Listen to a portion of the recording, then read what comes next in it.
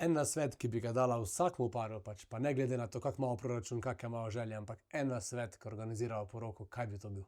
Ja, mislim, v bistvu je simpel, da ne komplicirati. To bi jaz rekla. Da ne pozabiti, zakaj se poročita, da je važno, da sta onadva tam in družina, če se odločita za veliko poroko, in to je to, a ne. In da prepustita izvajalcem, da delajo svoje delo in da naredita tudi plan B, A in B, evo, tako, še to. Ampak ja, zmeraj jaz probam, če je kdo v paniki, pomiriti, v redu bo.